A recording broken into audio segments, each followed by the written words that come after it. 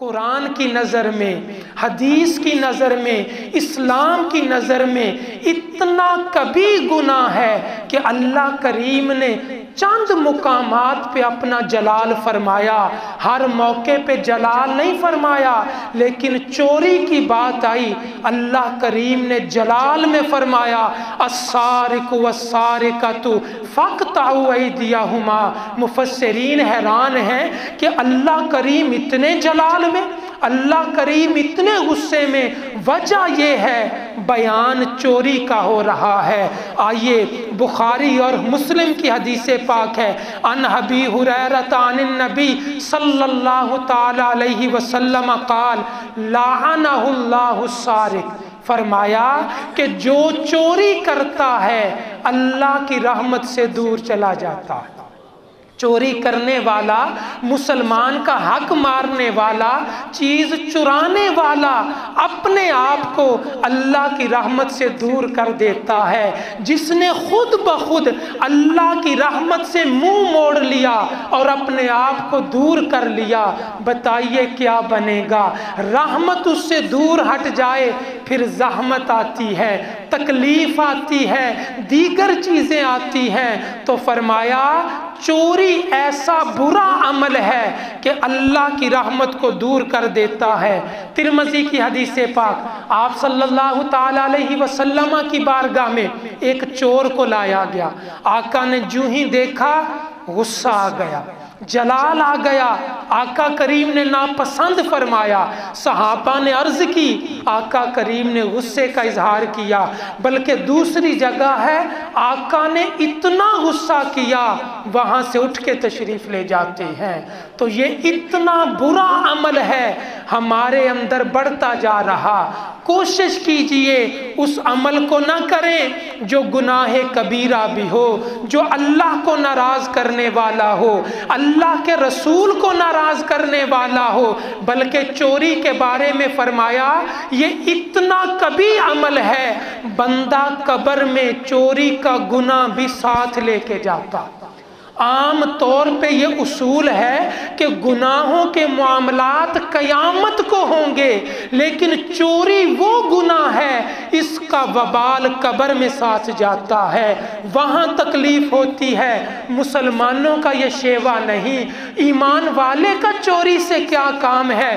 جو رزق اللہ نے عطا کیا انشاءاللہ ایک لقمہ کھائے بغیر اس کی موت نہیں آ سکتی۔ آئیے چوری کون کرتا ہے، کس کا شوق ہے؟ حدیث پاک کے لفظ ہیں، مشہور حدیث پاک آپ نے سنی، مال غنیمت آیا، آقا کریم نے فرمایا ابو ہریرہ نگرانی کرنی ہے۔ رات کا وقت ہوا، مسجد نبوی ہے، ابو ہریرہ نگرانی کر رہے، کوئی آنے والا آیا مال چرانے لگا۔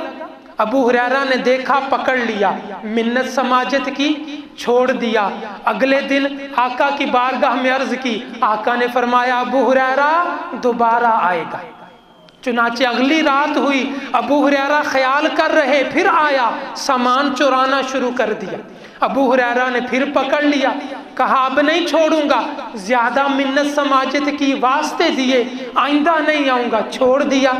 آقا کی بارگاہ میں عرض کی، کہا ابو ہریرہ خیال کرنا کل پھر آئے گا۔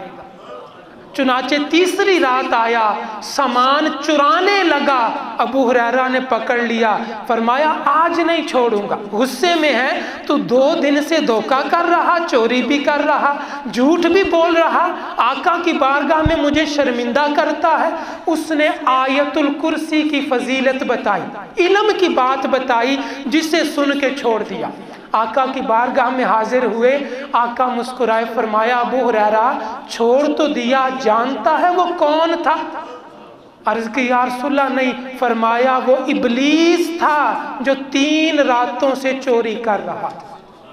اندازہ لگائیے، یہ کیا شوقیہ چوری کرنا یہ مسلمان کا کام نہیں، ایمان والے کا کام نہیں۔ جو کام اللہ کو ناراض کرے، اللہ کے رسول کو ناراض کرے، ایمان والا اس کام سے دور چلا جاتا ہے، اسے کرنا تو درکنار، اسے دیکھنا بھی گوارا نہیں کرتا۔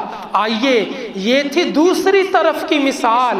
اور ایمان والے صحابہ کرام کا کیا مزاج تھا، ان کا کیا طریقہ تھا؟ چوری، اللہ اکبر، وہ تو شاید نام بھی جلدی نہ لیتے ہوں گے۔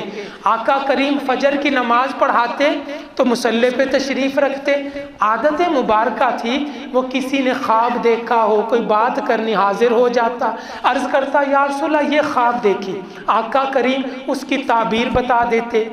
ایک صحابی چند دن ہوئے، سلام پھیرا، جلدی سے اٹھ کے واپس چلے گئے گھر۔ دوسرے صحابی نے عرض کی یا رسول اللہ فلان جلدی چلا جاتا ہے، پہلے تو بیٹھتا تھا اب جلدی چلا جاتا ہے، پتہ نہیں کیا بات۔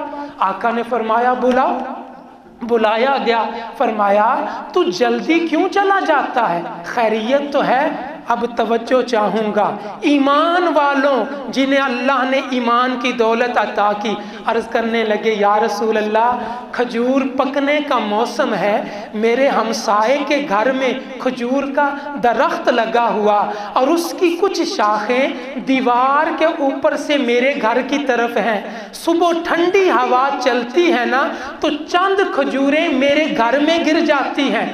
آقا اس ڈر سے کہ کہیں میرے بچے اٹھ کے وہ کھجور منہ میں نہ ڈالیں، جلدی سے جاتا ہوں، کھجوریں اکٹھی کر کے واپس بھیج دیتا ہوں۔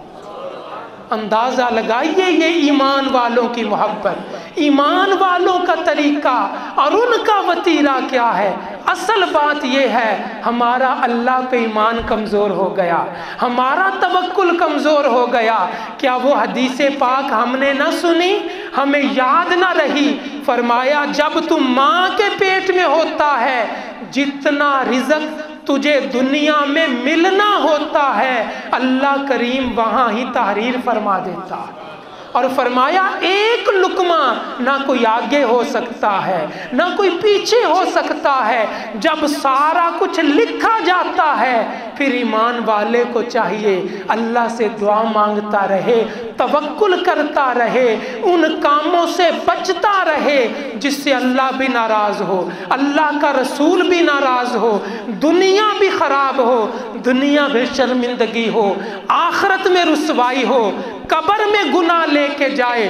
بلکہ دانا کہتے ہیں چوری کرنے سے پھر انسان کے دل میں سختی آتی ہے، انسان کا دل پھر آب زمزم پینے کو نہیں چاہتا، اسے وہ پینے میں مزہ نہیں آتا، وہ کوئی اور چیزیں پیتا ہے۔ یہ کیا بات ہوتی ہے؟ اس مال کے اثرات ہوتے ہیں جو اس کی طبیعت میں آ جاتے ہیں۔ اللہ کریم ہمیں ہر گناہ سے بچنے کی توفیق عطا فرمائے۔ یاد رکھیے جہاں نیکی کرنا ضروری ہے اس سے زیادہ گناہ سے بچنا ضروری ہے۔ اللہم صلی و مولانا محمد اللہم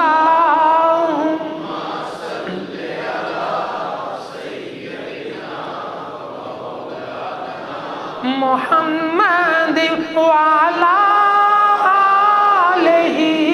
وصحبه وبارك وسلم اللهم صل على سيدنا مولانا سبحان ربك رب العزة عما يصفون وسلام على المرسلين والحمد لله رب العالمين۔